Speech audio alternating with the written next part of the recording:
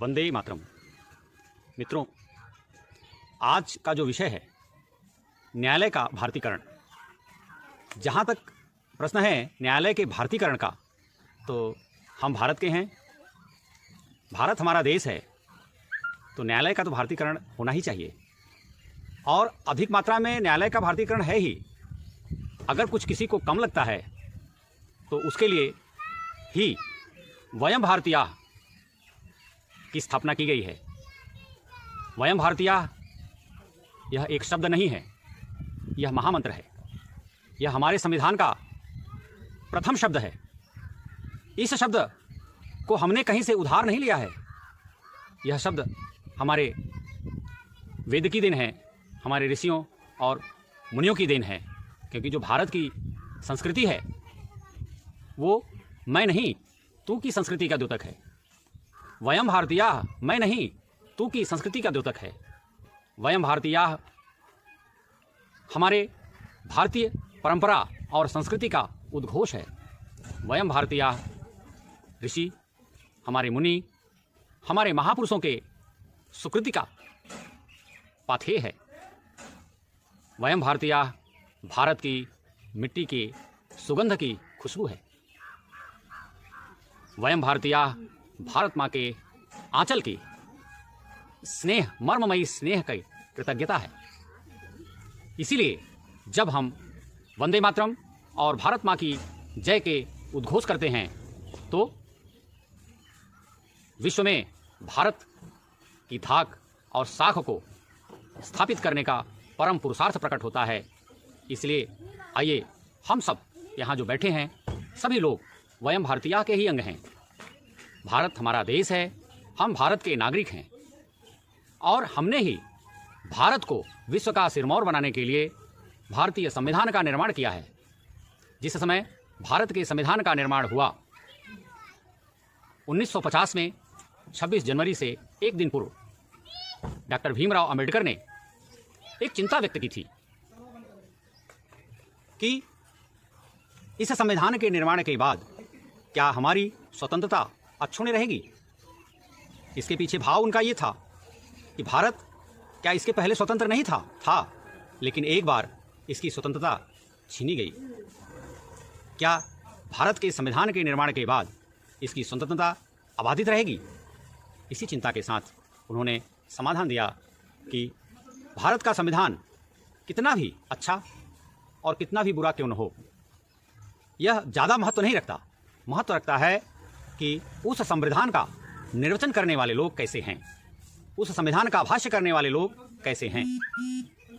कितना भी अच्छा संविधान हो, किंतु अगर उसका पालन करने वाले लोग ईमानदार नहीं हैं तो ऐसे लोग गलत निर्णय करने से कोई रोक नहीं सकता। और संविधान में कुछ कमियां भी हैं और संविधान का निर्वचन करने वाले लोग, संविधान का पालन करने वाले लोग अगर ईमानदार हैं तो अच्छा निर्णय करने से कोई रोक नहीं सकता, वो अच्छा ही निर्णय करेंगे। बंधुओं, भारत का जो संविधान है हमें इसके मर्म को समझना चाहिए। जिन लोगों ने भारत के संविधान के मर्म को नहीं समझा है उन्होंने ही संविधान को समय परिस्थिति काल में जब ऐसे लोग सशक्त हुए तो संविधान का गलत निर्वचन करते हुए उन बातों का समावेश करने का प्रयास करते हैं जिससे संविधान की चिरंजीविता पर प्रश्न खड़ा होता है। क्योंकि भारत मृत्युंजय राष्ट्र है और मृत्युंजय राष्ट्र भारत का संविधान चिरंजीवी होना ही चाहिए और इसलिए भी आवश्यक है ये मृत्युंजय राष्ट्र भारत के आप अमर नागरिक हैं। तो ये हमारे अस्तित्व का भी विषय है कि भारत का संविधान चिरंजीवी ही होना चाहिए। इसकी चिरंजीविता पर तनिक भी प्रयास को हमें विफल करना है, ऐसी किसी भी ताकत से हमें सावधान रहना है। आइए हम संविधान की तरफ लौटते हैं और इस बात का अन्वेषण करते हैं कि भारत का संविधान न्यायालयों के भारतीकरण की ओर ही इंगित करता है और संविधान में कोई ऐसी बात नहीं है जो बाहर से ली गई है। ये पाश्चात्य विषय को लेकर के लोग कहते हैं कि संविधान का ये भाग ऑस्ट्रेलिया से आया, कनाडा से आया, रूस से आया, अमेरिका से आया, लेकिन ऐसा नहीं है। ये जो भाव हैं ऑलरेडी हमारे संविधान में जो हैं वो हमारे शास्त्रों से ही लिए गए हैं। क्योंकि हम ईमानदार प्रयास करके संविधान के मर्म के अनुसार उसका इंटरप्रिटेशन करेंगे और चिरंजीवी संविधान को सशक्त बनाने के लिए हम बार बार ऐसा करते रहेंगे। संविधान की प्रस्तावना अगर आप पढ़ें तो संविधान के निर्माण का जो मूल उद्देश्य है वो एक शब्द में, एक लाइन में हम व्यक्त कर सकते हैं। अगर एक शब्द में व्यक्त करना है तो हम, एक सेंटेंस में व्यक्त करना है तो उसको भी हम कह सकते हैं कि हम भारत के संविधान का निर्माण व्यक्ति की गरिमा और राष्ट्र की एकता को सुनिश्चित करने वाली बंधुता के बढ़ाने के लिए किया है। अगर ये भाव संविधान के प्रत्येक इंटरप्रिटेशन में हो, संविधान के प्रत्येक आर्टिकल्स में हो, जज के मन में ये विषय रहे कि इस संविधान का इंटरप्रिटेशन जो मैं कर रहा हूं, इससे क्या व्यक्ति की गरिमा बढ़ेगी, क्या राष्ट्र की एकता को सुनिश्चित करने वाला जो बंधुत्व का भाव है वो विकसित होगा। अगर ये दोनों का उत्तर किसी भी न्यायालय को, किसी भी जज को, किसी भी न्यायाधीश को यस में मिलता है तो उसको आगे बढ़ना चाहिए, और नो में मिलता है तो जरूर उसको समझना चाहिए इसमें और परिश्रम की जरूरत है। क्योंकि ये उद्घोष है, संविधान का निर्माण हमने लोकतंत्र की स्थापना के लिए किया है, गणतंत्र की स्थापना के लिए किया है, सबको न्याय, सबको अवसर, सबको स्वतंत्रता दिलाने के लिए किया है, ये एक बात है। लेकिन अंततोगत्वा हम प्राप्त क्या करना चाहते हैं? हम व्यक्ति की गरिमा और राष्ट्र की एकता को सुनिश्चित करने वाले बंधुत्व भाव को विकसित करना चाहते हैं इस संविधान के लिए। यह संविधान ही हमारा धर्म ग्रंथ है। इस संविधान के अलावा हमारा और कोई धर्म ग्रंथ नहीं है। एक समय था जब भारत में कोई संविधान नहीं था, न राजा था, न न्याय था, न न्यायालय था, सब लोग स्वतंत्र रूप से चलते थे। दैहिक दैविक भौतिक तापा, राम राज काहू नहीं व्यापा, सब नर करहि परस्पर प्रीति, चलहि स्वधर्म श्रुति यह नीति। ये भाव था, ऐसा था समाज। लेकिन कुछ परिस्थितियां आ गई जिसके कारण उन विकृतियों को रोकने के लिए संविधान का निर्माण किया गया और वो संविधान बना। वो हमारा मार्गदर्शक है, आज ही वो मेरा धर्म ग्रंथ है। संविधान का उद्देश्य ही है कि व्यक्ति की गरिमा और राष्ट्र की एकता को सुनिश्चित करने वाले बंधुत्व भाव को विकसित करने के लिए हमने इस संविधान का निर्माण किया है। तो हमारे हर कार्य में ये भाव निहित होना चाहिए। हमारे वयम भारतीय का यही उद्देश्य है। वयम भारतीय जब हम कहते हैं तो उसमें भारतीयकरण ही 100% है, और कहीं कुछ उसका इंटरप्रिटेशन गलत है तो हम उसको सुधार करने का प्रयास करते हैं, उसको पॉजिटिव वे में देखते हैं। ये हमारा उद्देश्य है। ऐसा क्यों है? हम न्यायालय का भारतीयकरण क्यों करना चाहते हैं? उसके पीछे बहुत बड़ा विचार है, बहुत छोटा विचार नहीं है। क्योंकि भारत ही वह देश है जो विश्व में सबके कुशल क्षेम की कामना करता है। दुनिया को भारत विश्व बंधुत्व मानता है। हम कहते हैं, अयम हमारे संसद के में लिखा हुआ है वसुधैव कुटुंबकम, हमारा आदर्श वाक्य है वसुधैव कुटुंबकम। सारी दुनिया को हम अपना भाई बंधु मानते हैं, और स्वाभाविक है जब सारी दुनिया को अपना भाई बंधु मानते हैं तो उसको श्रेष्ठ बनाने का, उसको उत्कृष्ट बनाने का दायित्व तो भारत का है। इसीलिए हम अपना दूसरा आदर्श भी प्रस्तुत करते हैं, क्रीडवंतो विश्वमार्यम। हम किसी और को श्रेष्ठ नहीं बनाना चाहते, विश्व को इसलिए श्रेष्ठ बनाना चाहते हैं कि हम उस विश्व को हम अपना भाई बंधु मानते हैं। और इसलिए भारत के न्यायालयों का भारतीयकरण होना ही चाहिए, पाश्चात्यकरण नहीं होना चाहिए। इसका एक छोटा सा उदाहरण मिलता है हमारे यहाँ। जिस समय संविधान की स्थापना हुई तो हमारी उद्देशिका थी, हम भारत को संपूर्ण प्रभुत्व संपन्न लोकतंत्रात्मक गणराज्य बनाना चाहते हैं। लेकिन 26 वर्ष की अवधि के पश्चात रातों रात आपातकाल के दौरान एक सरकार द्वारा एक व्यक्ति के विचार को थोपते हुए 3 शब्द संविधान की प्रस्तावना में डाल दिया गया। वो 3 शब्द क्या था? समाजवाद, पंथनिरपेक्ष और अखंडता। अब कल्पना कीजिए, इसकी कोई आवश्यकता थी क्या? अगर ये शब्द नहीं डाला जाता तो क्या पहाड़ टूट जाता क्या? जब राष्ट्र संविधान की स्थापना ही हुई है एकता को स्थापित करने के लिए, तो फिर अखंडता शब्द की वहां क्या आवश्यकता थी? जब संविधान की स्थापना ही हुई है लोकतंत्रात्मक गणराज्य बनाने के लिए, तो समाजवाद और पंथ निरपेक्ष शब्द की आवश्यकता ही क्या थी? ये वेस्टेड इंटरेस्ट के कारण इन शब्दों को जोड़ा गया है। इसलिए इन शब्दों से हमें बचना चाहिए। आज जो संविधान का भाग है, ये कल्पना कीजिए, मूल इस पर चर्चा तो होनी चाहिए। जिस समय संविधान का निर्माण हुआ था उस समय इन सारी बातों पर चर्चा हुई थी, पंथ निरपेक्षता पर भी चर्चा हुई थी, समाजवाद पर भी हुई थी। उस समय नहीं हुआ, 26 वर्ष बाद क्यों लागू हुआ? इसलिए कि उस पीढ़ी के लोग जब नहीं रहे तो नई पीढ़ी ने नई बात को डाल दिया, क्योंकि ये उसको अच्छा लगता था। कभी भी किसी भी संविधान का इंटरप्रिटेशन व्यक्तिगत स्वार्थ के कारण नहीं करना चाहिए। जिस समय संविधान का निर्वचन हो उस समय समाज सामने हो, उस समय राष्ट्र सामने हो। और जब राष्ट्र सामने होगा तो ये सब बातें गौड़ हो जाएंगी कि क्या होना चाहिए और क्या नहीं होना चाहिए। वही होना चाहिए जो राष्ट्र के लिए उपयोगी है। जहाँ तक प्रश्न है भारतीयकरण का, एक चीज़ जरूर चुभती है कि भारत में इतने न्यायालय हैं, सभी न्यायालयों में भारतीय भाषाओं में कार्य नहीं होता। सामान्यतः जनपद न्यायालयों में तो भारतीय भाषाओं में कार्य होता है, किंतु उच्च न्यायालय और उच्चतम न्यायालय में भारतीय भाषाओं में काम नहीं होता है। हालांकि हमारे इस विश्वास को, हमारे इस विचार को सुप्रीम कोर्ट ने तवज्जो दी है और उसने कहा है कि न्यायालय के जो निर्णय हो सभी भाषाओं में जाने चाहिए। लेकिन सिर्फ इससे काम नहीं होगा।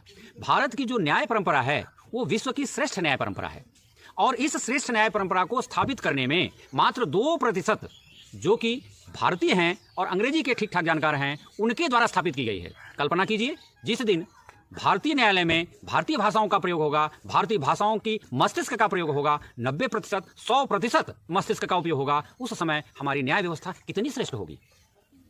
आज की श्रेष्ठता पर मैं कोई प्रश्न चिन्ह नहीं खड़ा कर रहा हूं, लेकिन हर व्यक्ति उत्कर्ष देखता है।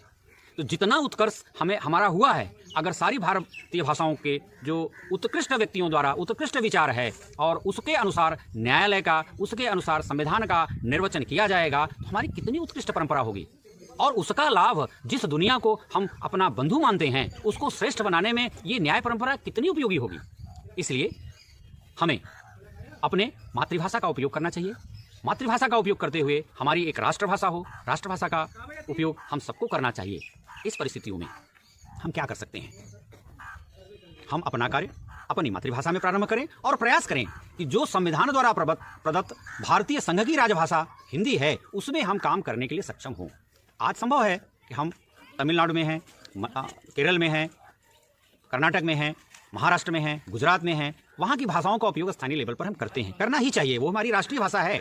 लेकिन हम सबको एक विचार के आदान प्रदान के लिए, एक मुखी होने के लिए एक भाषा परम आवश्यक है और वह भाषा हिंदी है। इसलिए ये संभव है कि हमारा प्रारंभ अपनी मातृभाषा में हो, लेकिन हमारा गंतव्य जिस समय हमारी चिता जले उस समय हमारी संबोधन, हमारे उद्गार, हमारे श्वास प्रश्वास राष्ट्रभाषा हिंदी में अवश्य उद्गृत हों, ऐसा हमारा प्रयास होना चाहिए। क्योंकि ये ही भाषा है जिसकी वजह से हम अंग्रेज को की बात को ठीक समझ लेते हैं, लेकिन अपने ही भाई बंधु हैं उत्तर प्रदेश की बात को तमिलनाडु के स्थानीय लोग नहीं समझ पाते, तमिलनाडु के स्थानीय लोग महाराष्ट्र की बात को नहीं समझ पाते। इसलिए आवश्यक है कि भारतीय भाषाओं का उपयोग स्थानीय लेवल पर भी हो और राष्ट्रीय लेवल पर एक भाषा का विचार हो। एक प्रश्न जरूर है जिसको हम कह सकते हैं कि इसका भी भारतीयकरण होना चाहिए, वो है संविधान के अंतर्गत उद्घोषित किया गया है कि भारत राज्यों का एक संघ होगा। बंधु, ये बात सत्य है कि दुनिया के अन्य संविधानों से भारत का संविधान श्रेष्ठ है। इसमें किसी भी प्रदेश को भारत से अलग होने की कोई व्यवस्था नहीं है। आ सकते हैं, इसमें से जा नहीं सकते, लेकिन फिर भी इस नानुकुल को और स्पष्ट करने के लिए ये साफ साफ व्यवस्था होनी चाहिए कि भारत एक राष्ट्र है और भारत के अंतर्गत जो राज्य हैं वो उस राष्ट्र के अंग हैं। जिस प्रकार से शरीर अंगों का समूह नहीं होता, शरीर के सारे अंग होते हैं, इसी प्रकार से भारत एक राष्ट्र है और उस राष्ट्र के ये जो राज्य हैं उसके अंग हैं। और किसी भी अंग को कोई भी कष्ट हो तो दूसरा अंग, वो शरीर जिस प्रकार से उसकी सुरक्षा के लिए, उसकी शांति के लिए प्रयास करता है, उसी प्रकार से राष्ट्र भारत प्रत्येक राज्य को अपना अंग समझ करके उस दायित्व का निर्वहन करे। फिर जब ऐसा होगा तो छोटे बड़े का प्रश्न ही समाप्त हो जाएगा। एक विषय और है, भारत को पंथ निरपेक्ष शब्द जोड़ा गया है। कल्पना कीजिए, अगर भारत पंथ निरपेक्ष है तो भारत में पंथ निरपेक्ष कानून क्यों नहीं है, क्यों नहीं होना चाहिए? और जब भारत सारी दुनिया को अपना बंधु मानता है, सारी दुनिया को श्रेष्ठ बनाने का संकल्प लेता है, भारत का आदर्श है, जिस संविधान का प्रारंभ हम से हुआ है, ये हम की संस्कृति जो है वो भारत की वैदिक संस्कृति है। संगच्छध्वम संवदध्वम समवो मनान से जानताम देवा भागं यथा पूर्वे संजा नाना उपासते। जब हम इस संस्कृति के द्योतक हैं, मैं की संस्कृति नहीं है भारत की, हम की संस्कृति है, तो जब हम आ ही गया तो फिर छोटा बड़े का तो प्रश्न ही नहीं उठता। कानून बनेगा हम के लिए, व्यवस्था बनेगी हम के लिए, हॉस्पिटल बनेगा हम के लिए, जो भी तंत्र विकसित होगा हम के लिए। क्यों होगा? क्योंकि हम भारत के लोगों ने जिस संविधान का निर्माण किया है वो हम के कल्याण के लिए किया है, मैं के कल्याण के लिए नहीं किया है। अगर कोई व्यक्ति मैं के कल्याण के लिए कोई काम करता है, मैं के लिए करता है, तो वह परित्यक्त होना चाहिए, त्याज्य होना चाहिए। आज इस अवसर पर हम आप सभी से ये कामना करते हैं, आइए हम सब भारतीय हैं, भारत को सर्वोच्च स्थान पर स्थापित करने के लिए मिलकर के प्रयास करें, एक मुखी होकर प्रयास करें, एक विचार से प्रयास करें और भारत माता के भाल को विश्व में सर्वोच्च स्थान पर प्रस्फुटित, प्रखरित करने का एक विचार व्यक्त करते हैं। इन्हीं शब्दों के साथ मैं अपनी वाणी को विश्राम देता हूँ। वंदे मातरम।